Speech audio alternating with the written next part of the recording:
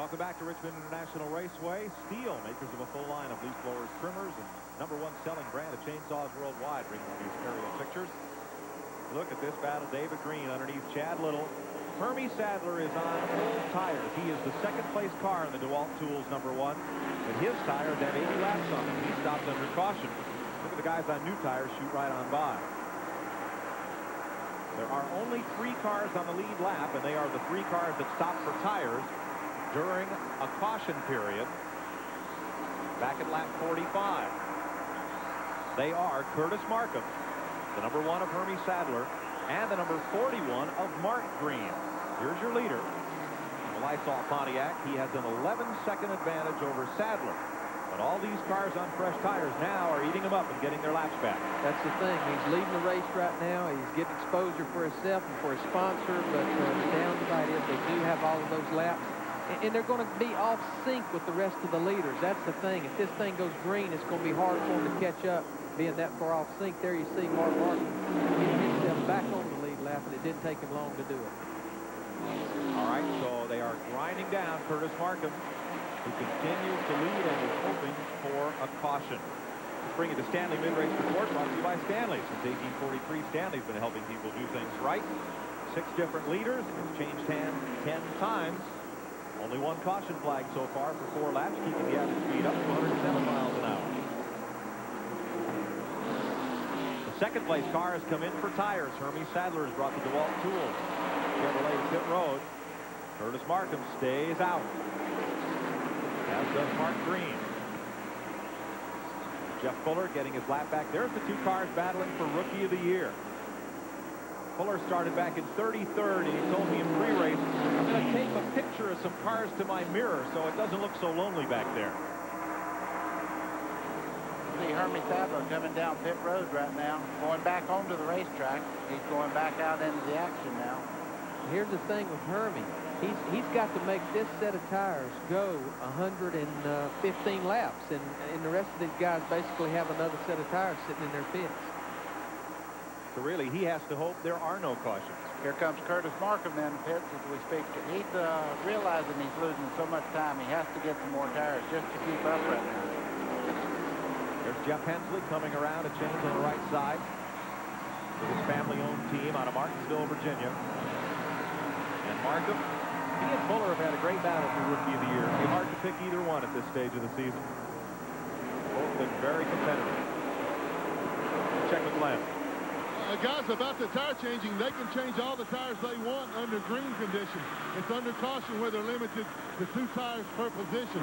So as long as they're changing tires under green conditions like this, there are no penalties. There are no limits on the numbers of tires. So thanks for that correction. It means then that those 3 drivers that stopped early, Markham, Sadler, and Mark Green, they would have a set left under caution. The rest of the teams, every other car virtually in the race, has 2 sets left, so they could change on 2 different caution periods coming to front. That's still a tremendous advantage. It certainly does. It throws some different light on the subject. I wasn't aware. I thought it was two tires per position, period, but that certainly sheds some different light on it. Yep, I'm confusing it with the modified tour rule where 2 sets, that's all you get, period. Well, Mark Martin's back in the lead now. And I tell you, this car, you want to talk about a race car getting through the corner smooth. Look at that steering wheel. I mean, it's barely moving as he goes through the corner. That is a good handling race car. Back straight away, headed for turn 3.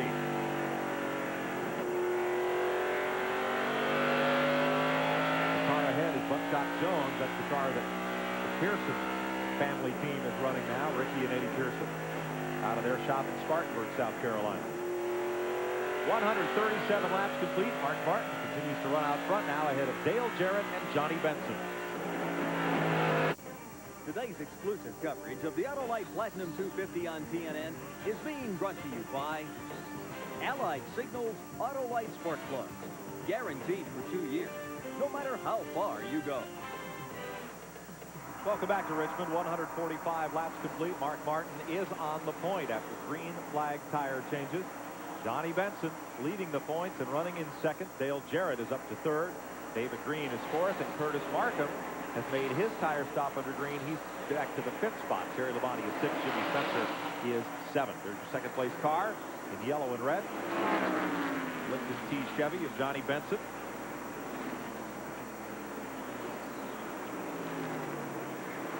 And look a little further back for Dale Jarrett. After that spin that dropped him to third, there he goes.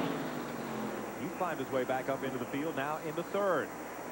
This car looks like it's really working a lot better down on the bottom. They must have adjusted on that car and got some of that push out of it, making the car turn a little bit better. We'll mention that 41 Mark Green, the final car who had gotten tires under the early caution, has now made a pit stop. 7.5 seconds from first to second. Here's your Napa Field standing update. Napa leads America running. Here's how they're running at 147 laps. Watching David Green, the fourth place car. From Jim Chevy. Did you ever have a mustache? No. Buddy? Are you kidding me? My wife says if I had a mustache, it looks like dirt. David had one for as long as I can remember, and he shaved it off this week to change his luck.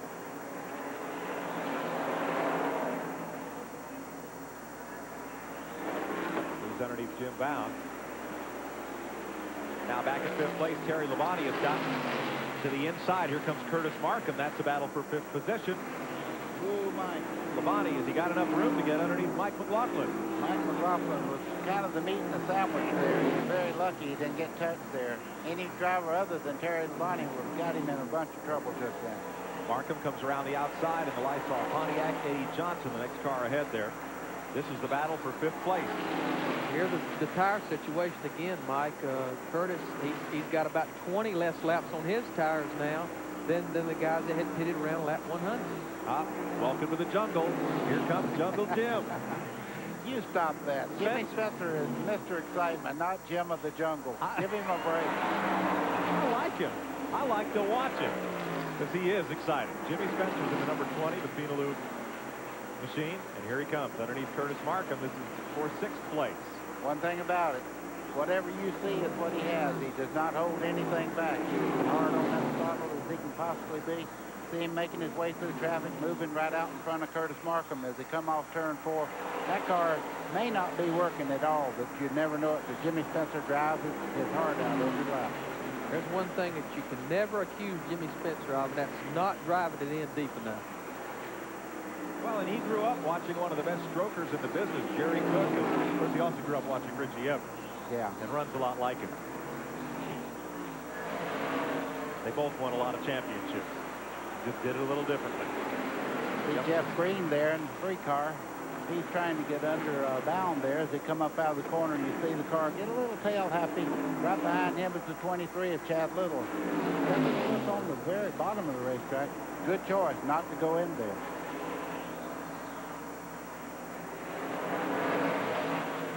This is back at 18th and 17th and 16th place. Green up into 16th. Chad Little to 17th, and Jim Bound drops 2 notches. You know, Chad Little's car is running too well to be in a position he's in right now. That car is staying right on the bottom of the racetrack. As it goes long distance on used tires, he starts towards the front. So I think Chad Little will be a factor before the night's over. His car definitely gets better the longer the race to make. Now, buddy, these cars are running a lap down. There are 10 cars on the lead lap. So that group, including Elton Sawyer there, are running 1 lap behind. And again, I think tires a lot of the difference. Staying out too long on tires that weren't working well enough, not being able to get back up with the cars that were. Most of the crew chiefs keep an eye on the clocks, and when you start dropping off too much, they'll bring you in. So a lot of times you can lose a lap turn and have 2. a good race car. Somebody's around. Wow. Curtis Markham. Whoa. Oh, and in the fence goes Michael Rich. Phil Parsons got into him. Caution flag is out. This young driver had a great run going. He previously ran on the circuit as car 0 as soon as the caution's out. But now Michael Rich in the number 2 car. Coming back around to the caution flag. Mark Martin leads the group. Now officially we're under yellow. Rich is already around when we get a look at it here out in turn number 2. Or, excuse me, Markham, that is. Watch this car go behind him here. Whoa! was Elliott Sadler. And there's Rich and Parsons, who looked as if they could have avoided each other, they both would have gotten through there. Well, that's what I was going to say. Parsons was hard on the brake. Of course, the two cars started slowing down quicker, so he didn't have the option of not making contact as they started into this wreck. You see they touched right here. Now he's just kind of helping him through that hole. I wonder what started this. You know, we was watching Curtis Markham earlier, and it looked like even when he changed tires and come back out, his car just wasn't working like it was earlier. Not quite as well. There's Mark Martin angling into his pit stall in the Winn-Dixie Ford. There's the Lipton Chevy with Johnny Benson. Here's Glenn. Okay, Mark Martin brings the number 60 Winn-Dixie car in, followed right behind him by Dale Jarrett. They're pitting together. Again, Jarrett's car still got that push to it. They're still wanting to adjust it. Have not seen any adjustment on Mark Martin yet. So if they're doing one, they're going to do it by air pressure adjustments on the tires. So there will be 4 tire change. Neither one of these guys has pitted. Martin is down and away. Good stop. Dale Jarrett's still up on the left side now. He's down. Neither one of those cars had pitted under caution, but so that they still have one set of tires that they can change under caution. All the stops they made before that were under the green. David Green going back out of the Slim Jim Chevy. As pit stops continue, cars a lap down. Now coming on to pit lane, Curtis Markham falls off the lead lap with that spin in turn number 2. So now there are just 9 cars on the lead lap. The cars a lap down. Now coming in for their service. And one of the officials having a discussion with the Kenny Wallace crew. And Wallace has been black flagged and returned to his pit. There is the conference going on. They are going to pit him and hold him. And we'll find out why. They'll probably put him at the back of the lead line there. I'm not sure what the infraction was. We'll find out for sure in a second. Tough break for Kenny Wallace, who is one of those cars on the lead lap. We'll take a break here from Richmond. Mark Martin, Johnny Benson, Dale Jarrett, David Green. Then it's Jimmy Spencer, Terry Labonte, Kenny Wallace, and Phil Parsons.